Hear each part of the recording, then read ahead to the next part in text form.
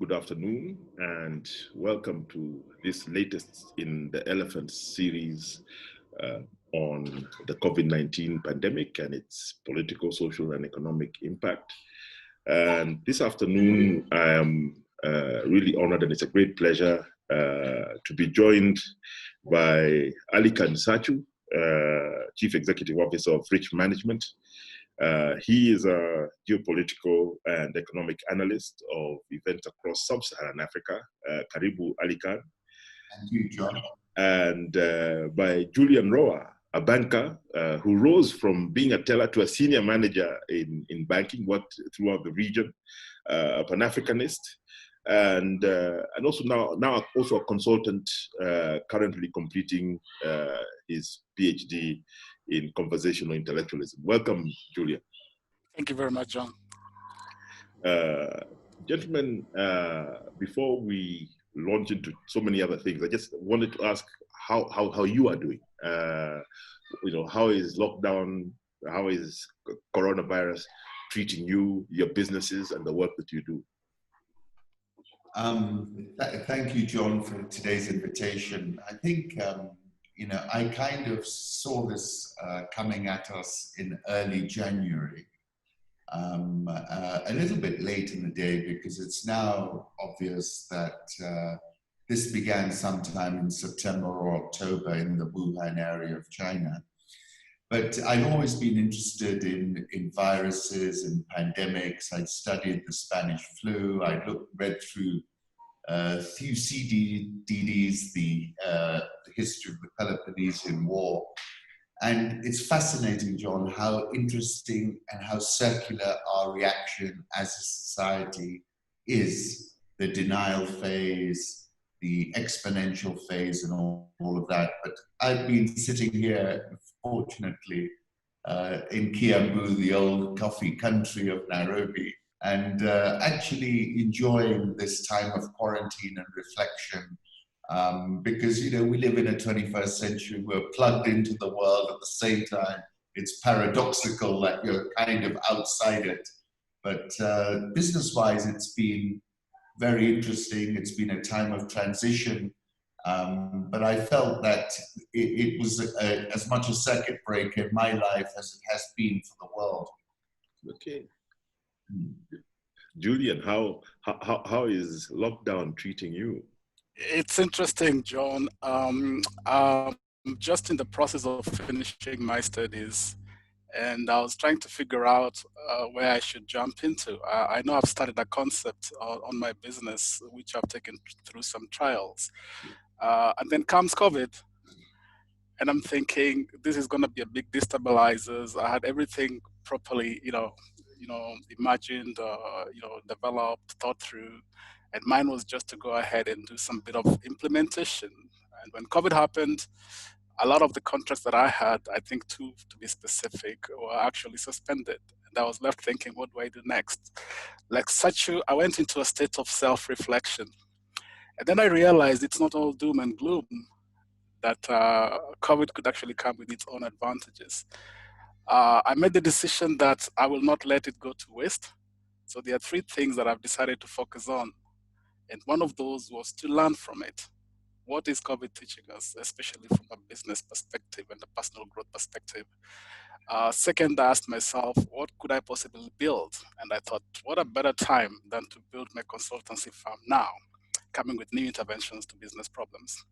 And then third, I asked myself, is something I could possibly secure, something I really wanted to invest in. It was probably so difficult or more expensive to invest 3 months ago.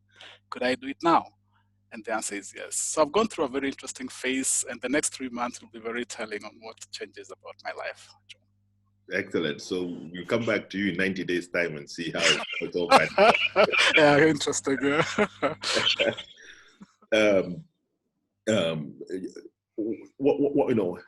We spent the first sort of 3 months of this pandemic, really going back to around March, focused very heavily on the epidemiology, on on the virus, on the numbers, how many people are infected, how many are recovering, and it's only now that the focus has shifted, quite squarely on the impact, on the economic impact, on the political changes, and the social disruption that is underway.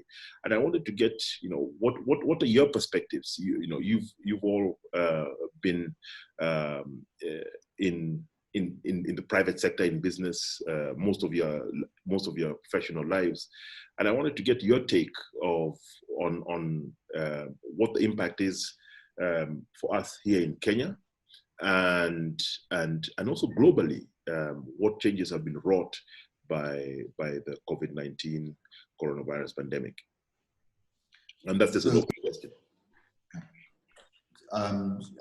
John, so my first impression, if I can take it from Africa, was that we felt the bow wave of the COVID effect economically before we felt it medically. So because of a lack of as much hyper-connectedness between China and ourselves, we kind of experienced an economic shock before we experienced the medical emergency. So what was interesting to me was that, there was a lot of comment talking about how we were dodging the medical problem. We were something in our genes or in the environment. There were a lot of comments like that. And clearly that all is debunked now. So we've got it's starting from a low base. We've got the medical emergency now building up steam. And clearly it's going to grow very, very fast from here in most cases. But economically, it has definitely been a tremendous circuit breaker. And going into it, Africa had overborrowed, made, I would argue, very suboptimal investments, and you had COVID land on top of it all. So I think looking at Africa, the challenge is very little fiscal room to deal with what is a once-in-a-century pathogen. And I still think a lack of what I would call realism amongst our policymakers. I mean, I follow many of our policymakers on social media, and it's unbelievable, really, the lack of introspection, the failure to look at past policies which have failed, and to realize the emergency of the situation that we're currently facing. Just take it globally, I think what struck me globally was fascinating, the correlation between hocus pocus populism and populists who won elections by essentially dumbing down the argument, and whether it was Brexit, and I'm no offense to what happened in Britain, whether it was Trump, whether it was Narendra Modi, this ethnocratic nationalism, this sort of flattening of cognitive capacities amongst your citizens. And to me, COVID was a perfect storm. These guys could not deal with the situation, and they still have not dealt with the situation. If you look at the top 5, top 6 countries, it's Bolsonaro's Brazil, it's Trump's America, it's Narendra Modi's India. It's all the countries where leadership, I feel, has really let its citizens down. Julian, if I can ask you to speak to the same issue, but perhaps put in something which comes out of something that Aly-Khan has just said.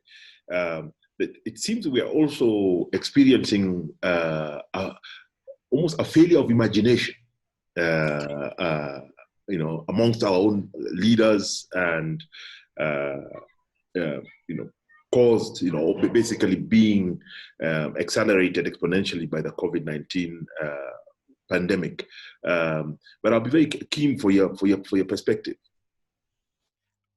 John, as if Corona happening wasn't bad enough, the interventions governments, and especially in Africa, put in place are even a lot more appalling, in my view.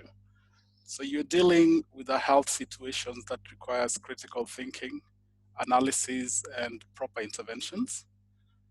But at the same time, you end up with decisions that have very direct and serious impacts on us as people, both socially and economically, which clearly begs the question, are we properly thinking through some of the solutions that we're asking about? So if I was to take the Kenyan example, for instance, you talk about curfew, it has social and economic implications. Social distancing, it has implications as well, social. Lockdown will affect both micro and microeconomics, one way or the other. Restrictions of gatherings, traveling limitations, quarantine. So in one hand, you want to believe that these interventions mean well. But again, you have to ask yourself, if you're looking at both sides of the equation, and if you look at how systems operate, is it causing another problem? And the answer is yes. So now I'm persuaded to go back to a very basic principle in business, which I learned a few years ago by the name triple bottom line. And triple bottom line looks at decisions and the impact they have on three aspects of life. And that will be the economics, that will be the social side of it, and the environmental. So if you're to look at health, the health issue being tackled under Corona as being social, then you're seeing decisions very much skewed to dealing with the health issues. We still have to go back and ask, were they effective? But as if that is not good enough, then we also now beginning to see very serious implications of those decisions to our economic well-being and to the continued sustainability of our economy and our businesses. So I'm persuaded to ask the question, look at Tanzania, and I'm just using this as case studies. Look at Tanzania and the direction that they took, and look at Kenya and the direction that we took. The question that comes then is, why did Tanzania take the direction that they did take?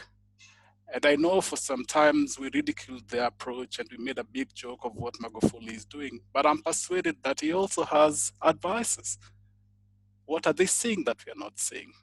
I think when finally everything settles and we take a scorecard in the next 6 months, it will be very interesting to see who are the winners and the losers. So you're right, John, to say we see total lack of imagination. Even just within the management of the medical aspect of things, it has left a lot to be desired. To date, I do not know what the objectives are, what the strategic choices were made, what strategic choices were made and why, and what the success for those interventions will look like. We have no idea how that looks like. So you're right to say we are lacking on imagination, and that is going to cost us dearly as a country and as a people in Africa. I mean, and I think this is what's our anxiety has been consumed by the virus.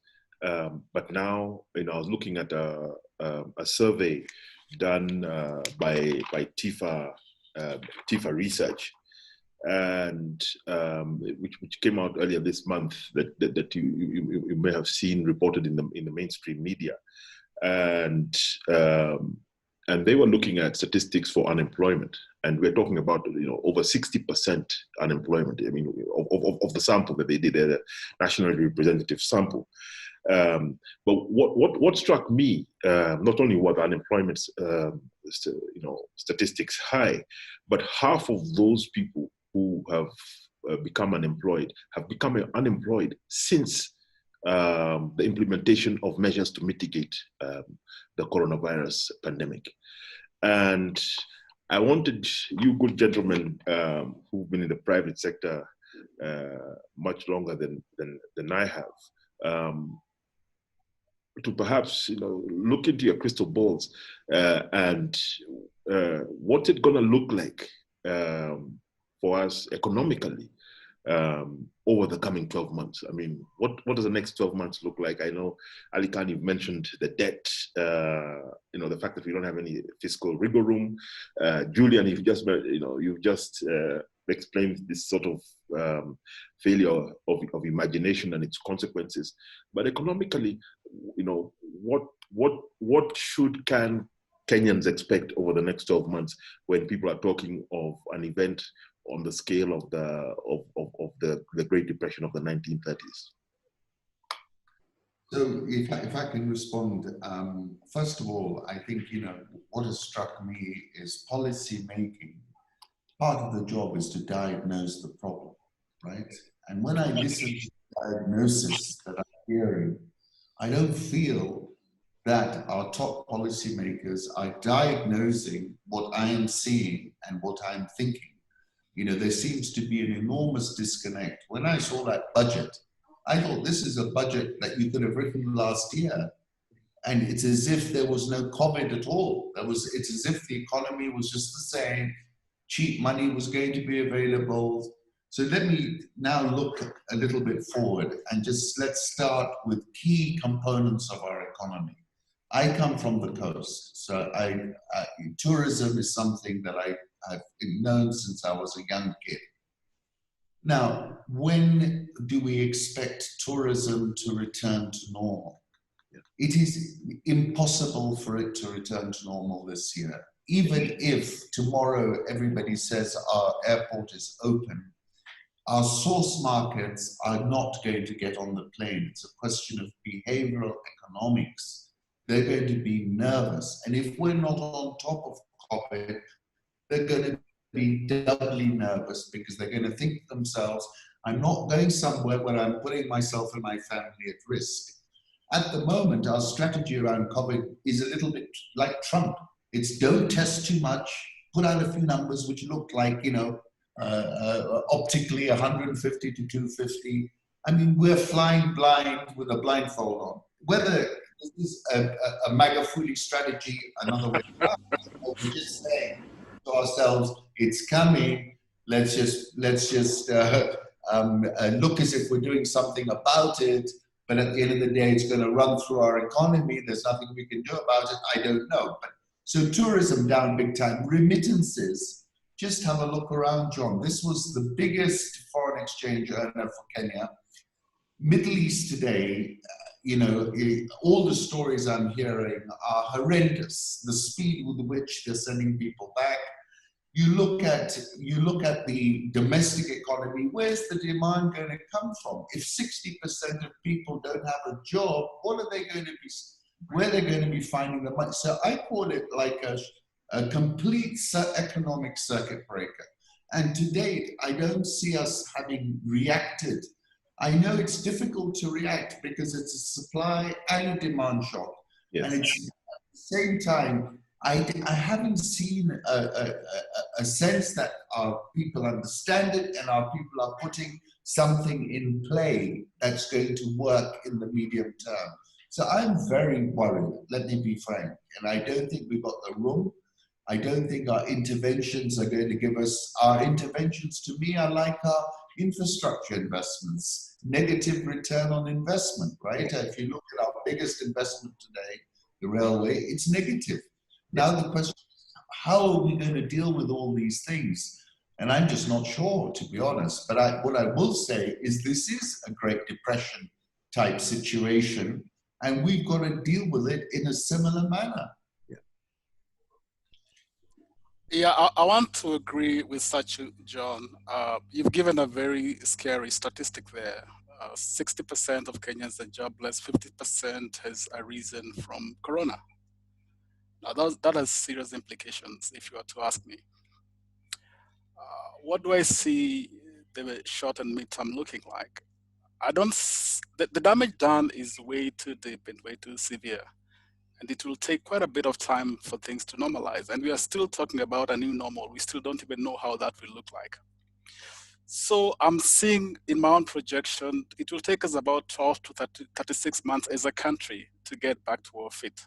12 to 36 months. 12 if you're lucky. 36 if we work very hard. To come back to normalcy. But then we will still have to count our losses because I don't see a situation where 100% of the job losses will come back, because I think a lot of these jobs will take new forms and new shapes. People will lose their jobs, others will come into being. But if I was to put it on a scale, I still think we'll be on a negative. I see new business concepts being developed or emerging, coming from the lessons learned from COVID. Mm-hmm. And those models will have a positive effect, and it will also have a negative effect. The negative effect is to simply mean the way we used to do things here. If your skill sat within a space where COVID made it no longer, tenable, irrelevant, that means you're jobless for a long time until you can again upskill. But we also see other jobs, especially those that will be enabled by the technological platform, emerging and probably becoming even a lot more richer. So there's a bit of optimism for me when I think about that. But back to what Satchu said, demand for non-essential products and services will drop. What does that mean for those businesses that have been offering those products and services? That is something that should worry the establishment. We talk about job losses, we talk about pay cuts, which essentially leads to reduced purchasing power. What does that mean to entrepreneurs or business owners in this country? Mm. Cash crunch. Cash has become so key today. Anybody who has cash at this period in time is very lucky to do have cash, because then you can maneuver and do certain things with it. But without cash, how do we expect business resumption? Because they've all taken a hit. How do we expect business continuity? It has taken a hit. So some thinking needs to go through this. Think about the non-performing loans. Yes. Even if you restructure it, what magic will you put in place to make sure that we can meet our obligations as business people out there? These are some of the mistakes the policymakers in government, the technocrats in government have thrown us into. And I have no idea how we'll get out of this. When you look at tourism, which Satchu has spoken about, the aviation and hospitality industries, by the time it resumes operations, how many years will that be? Manufacturing, the intermediate goods movement, the goods that we need so that manufacturing can happen. That again has been thoroughly impacted. Think about construction. Can projects continue the way they were planned for? Will they be done within scope? Will they be done within budget? Will they be done within time? Any of those variables changing means that that particular project will become much more expensive. So John, I agree there are positives, but overall, if you look at the net effect, it's going to be very painful for most of us, and it will take a lot of years for us to recover. That's my take. Can I just add a couple of points, John, to what Julian was saying? I agree with Julian, cash is king, if you can get it. Yes. And also, those who have access to credit at some point could become very wealthy, because what we're going to see is an implosion in prices, of asset prices and in businesses. That's a given. Real estate is a good example where we had a very bullish real estate market, which was not designed for COVID. It was designed for a bull market. Precisely. And now you've got COVID.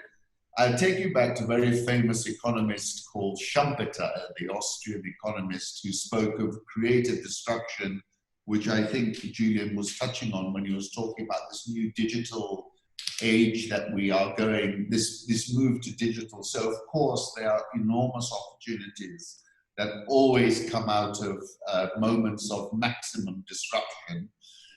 You can see, for example, in the media, you probably get more people watching you today than a national TV station. So you've had this enormous disruption, and I think that it does present a lot of opportunities. And just to close on the whole thing about the NPLs, we've seen some pretty eye-popping numbers already. Yes. Barclays restructuring the loan book, KCB. I mean, we're talking about $1 billion at KCB. Now, all these numbers are assuming that we get a V-shaped recovery, right? So you reach to the guy, you give him 3 months, and what happens 3 months later if we're still in the same thing? We have no idea. Exactly. So, I think we're in this little spot I've been noticing where somehow people think, okay, that, it's going to get a little bit better. What happens if we're at the beginning and we're talking about something that's going to get more intense and more difficult to deal with? What's going to happen then? So that's just to reiterate what Julian was saying. Gentlemen, let me throw a question at you. Clearly, our policymakers and the policies that they've implemented around COVID-19, especially on the economic front, are not fit for purpose, given the sheer scale of the disruption. It's what I'm hearing from both, because you're both very bearish about the short to medium term. Can I challenge you with a question of what should they have done differently?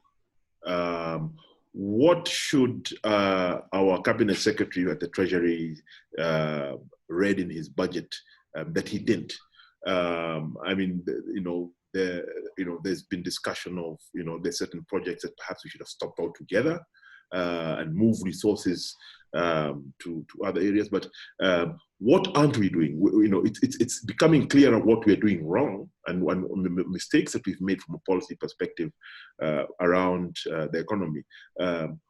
What should we be doing, given that even in the world's most economically developed countries, they're struggling with this as well? So I agree with those questions, and I agree with the fact that they're all struggling with the same problems. That if you look around the world today, everyone's borrowed far too much money going into this crisis. That this was a symptom of a global disease, not just an African one. Here too, we've overborrowed, and really COVID is giving us an opportunity to look at what we borrowed that money for. And unfortunately, we've overspent on assets which are not going to produce a return for the foreseeable future, as far as I can see. And given the COVID event, it's probably going to mean that a lot of our, whatever scenario analyses we did do, are now completely out the window, because we've probably projected growth at 5-6% for the next 5-6 years, expansion of demand for the infrastructure, which clearly is not going to come through. The first thing I think the government has got to do personally is to reduce the cost of government. And this is an opportunity for them to do that. Now, how they go about doing that is not my answer, but if you look at the recurrent expenditure component of our budget, it is just way too high for a country like ourselves. And we've got to look at that and have a serious conversation about it. And we've got to look at the expenditure that's associated with it, and we've got to try and do something about it. With respect to what would I have advised the government to have done, I would have said to the government at the time, I would have gone for a more aggressive lockdown, mass testing of everybody, so we could have found out, and there are lots of clever ways you can do that. Today, we know sewage can give you a very big indicator as to hotspots. So you don't have to be testing everybody. You can be going and testing the sewage and then putting in your team to lock down a particular area where you thought there was an outbreak. And also to have, instead of throwing money away, to have created some kind of minimum digitally dispersed stipend. As you lock places down, you give people a very enough to survive. Yeah. Whether that amount could be anything, I don't know. It could be 250 bob for all I know, but at least people the ability to feed their families. Because when I also look globally, John, I'm looking at. I saw an index coming out of the Peace Institute somewhere, and the world is on fire. Yes. And it's not going to take much for people just to get very, very angry. And you're going to have a revolution everywhere, right? So it's also, I think, a society issue about, and this could get much worse in my view. So I would have done that. I would have taken a more aggressive testing path. I would have looked to disperse a minimum. We've even got the wherewithal to do that with Safaricom. We've been doing that in the northern frontier part of Kenya, I know, putting out payments. And that's the approach I would have got to, because I seriously think fundamentally, whether it's us as individuals, if this thing now gets out of control and we don't feel good, it's behavioral economics. Yes. People aren't going to go out, right? I mean, if you look at the charts, even before the government said don't go out, people were not going out because they were getting scared. And you saw that in that Google mobility stuff. So that's what I think they've got to go and negotiate on their debt, and fast. Yeah.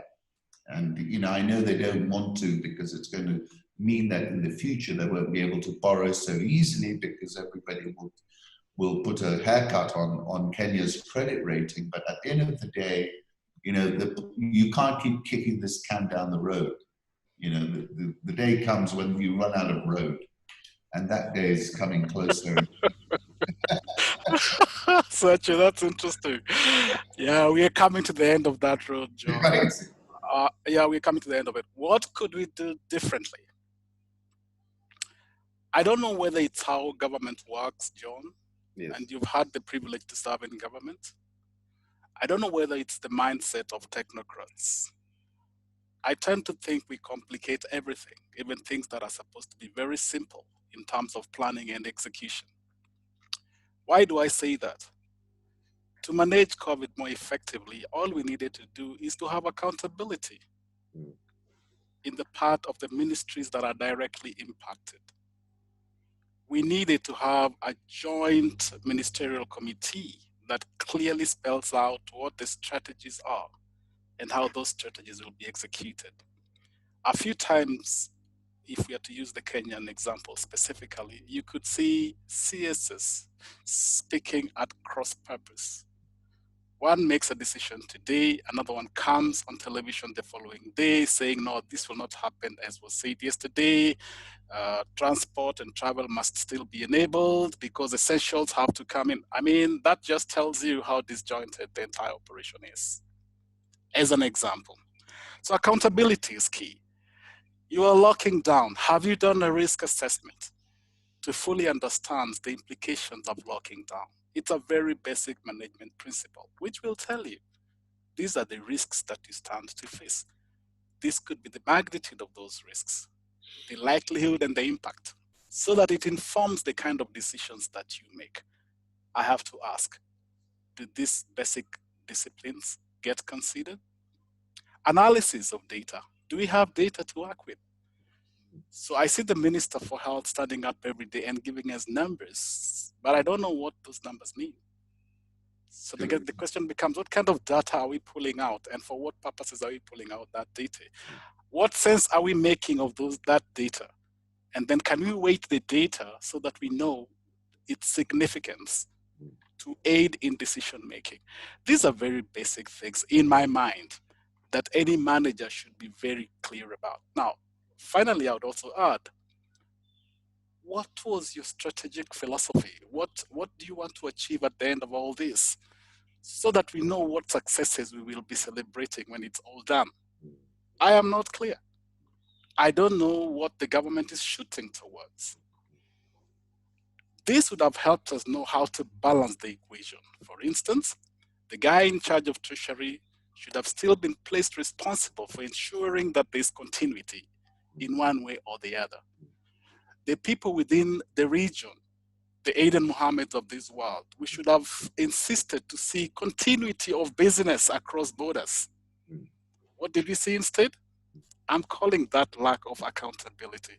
And these are the things Satchu has spelled out very clearly. They'll come back to bite us. And when they do, it will be very, very painful. So what could have been done differently are very basic and simple management principles. We complicate things too much, John. Yeah, that's my view. Well, if I can ask, you know, time flies, and especially when you're having fun, and talking to you two gentlemen is very illuminating. Let me ask a big picture question to both of you, because you know we've seen an increasing introspection amongst intellectuals, business, every, maybe it's because of lockdown, so we're all reading more, thinking more, reflecting on life more, we're smelling the roses a bit more. And so, it's to ask the both of you is what does capitalism look like after this? This is a tremendous disruption. At the hard physical level, the supply chains disrupted, demand has sort of been sucked out of entire sectors. As I said, the hospitality will probably never recover to its former glory ever. It's changed forever. But we've had this sort of combination of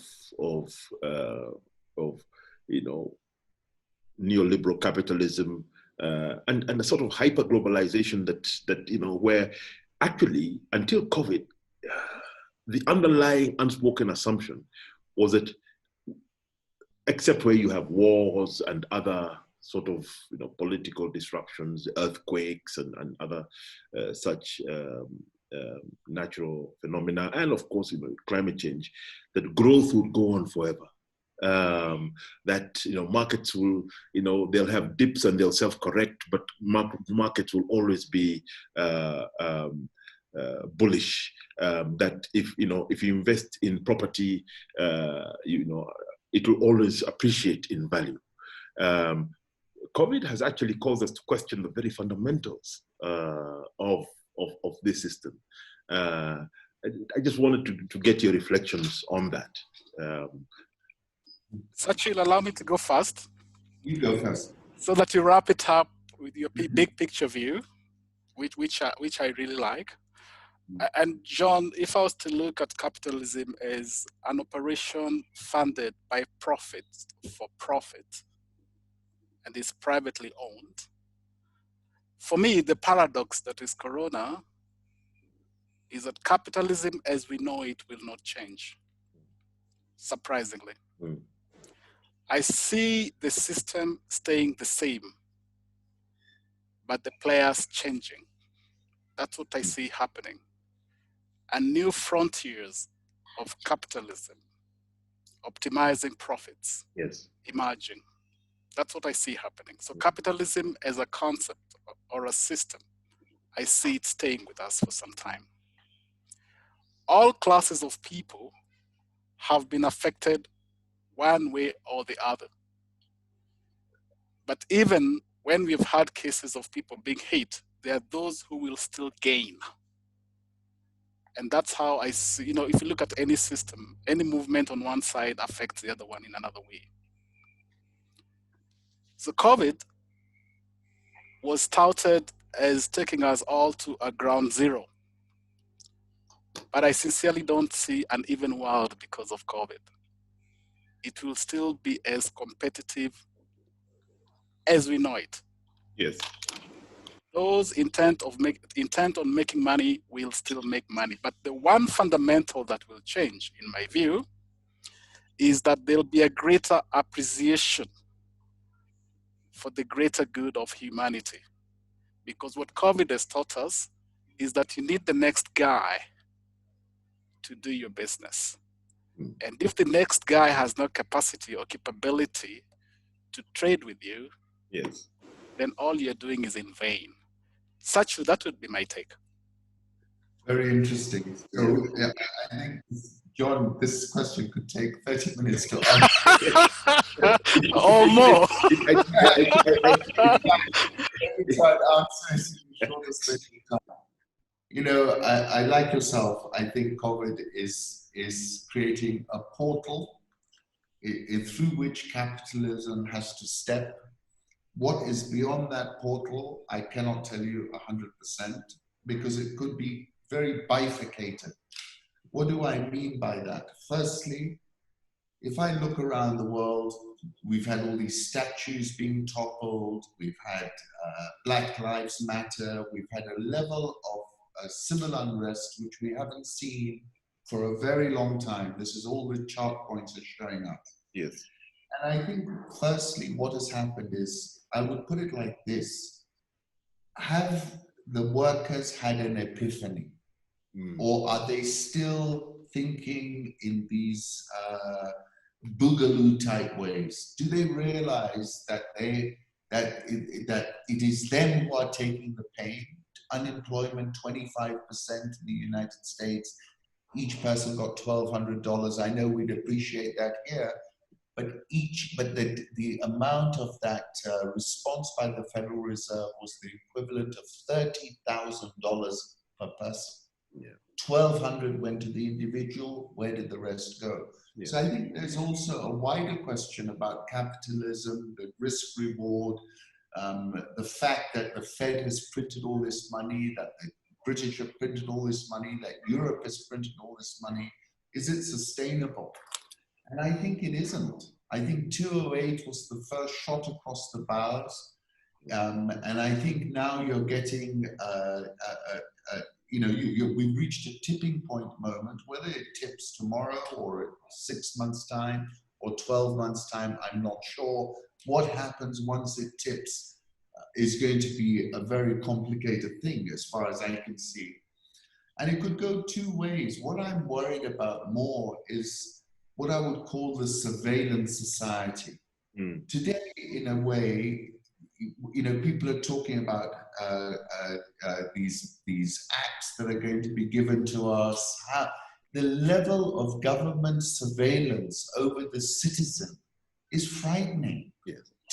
What people, I don't think, really appreciate the level that governments have gone in increasing, and whether it's Kenya, where today I saw that the cabinet secretary was talking about the ability to snoop on phone calls, but you've got essentially a Chinese surveillance model which started out of Xinjiang, which is now spun through China, which is now actually has the potential to go global, as far as I can see.